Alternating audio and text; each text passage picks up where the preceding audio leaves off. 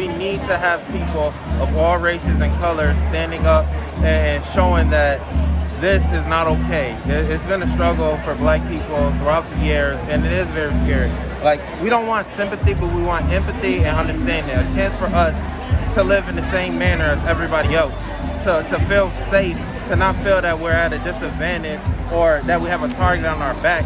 So right now the plan is 40 nights straight, right? 40 days straight. That's to put pressure on the political process. Right now we're working with a group of people, Sparta, National Actual Network, a bunch of other organizations, the Like You Foundation, NICLU, and working on an ask. NICLU and a few other organizations have been putting asks together for over a year now since we had an incident in Syracuse where a person got pulled out of the car. So we have good action items right now, use of force policy, transparency in the police department, a few other things that we're going to meet about Monday and actually make a formal ask, and we're not going to stop until those things are put in use.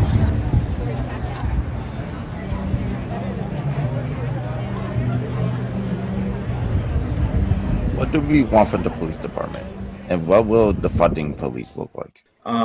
When you're looking at that, and when you're looking at what do we want from police, I think it's just that we want accountability. And like you guys were saying with the body cameras here, we want to be able to have accountability on both sides. The body cameras protect both the police and they protect both the people. And so when you have something like that, where both sides are accountable, then having that ability to see what's happening, I mean, that's definitely what we want. And we want to have neighborhoods that when you come into a neighborhood that's 90% African American, that you have a police force that's representative of that neighborhood. So to encourage more diversity amongst the police force and to go into different communities and to actually seek out people to apply to be police officers so that they can actually police these communities where there's people who look like them. And while that might not help with all of the issues, that'll definitely stave off some of them. I'd say community policing as well. I mean, just really getting in the community and knowing these people for who they are, not for the record they had 10, 15 years ago. Oftentimes you see someone who died at the hands of police brutality. The first thing that is brought up, well, this person had a record a mile long. And okay, why does that matter? Why does that matter in this moment of, there's a law, there's a system that's supposed to work. If you're arrested, there's steps that are taken. But because this person has a record a mile long, doesn't mean that person deserved to die at the hands of police on camera. So just really community policing and getting these police in the communities that they serve. And yeah, having a more diverse, like Sam said, police force, I think would I don't know if it would change things, but I think it will definitely ease some tension because, there's some rapport there. There's some understanding. There's some desire to do things better. Yeah, and specifically, so I live in Brooklyn in New York, and the NYPD has roughly a $6 billion budget.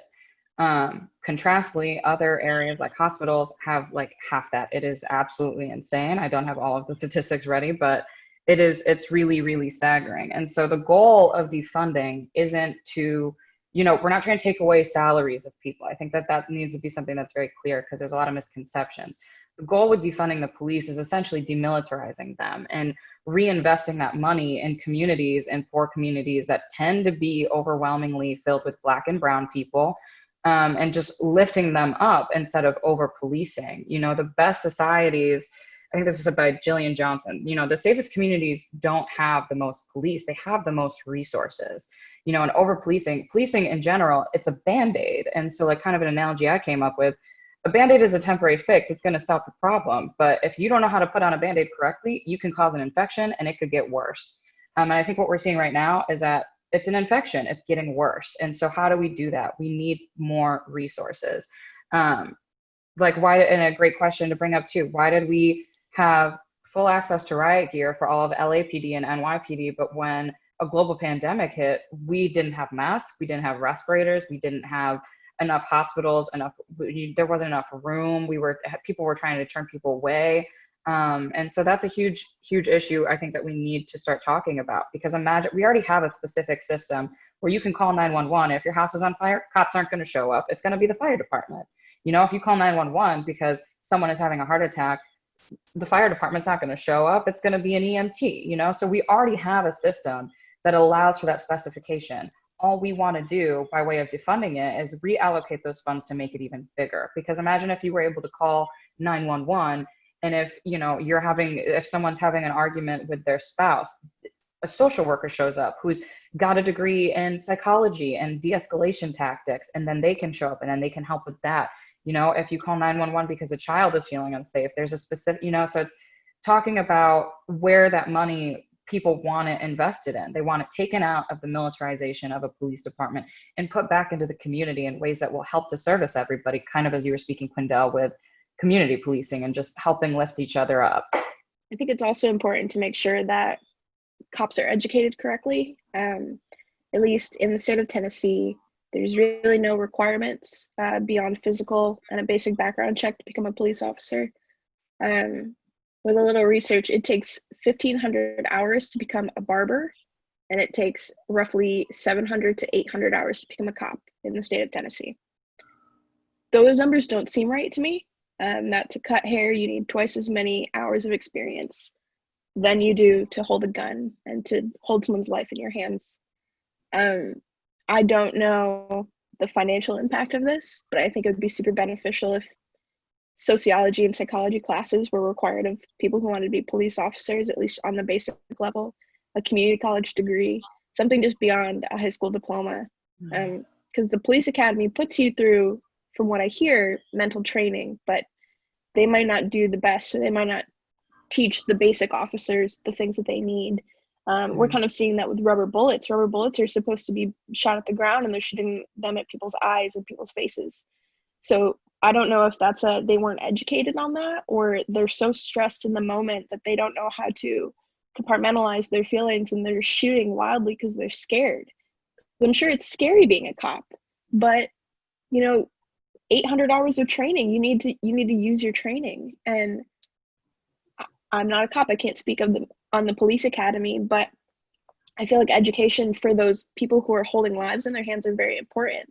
We think doctors go through so much training, pilots go through so much training, police need to go through that too.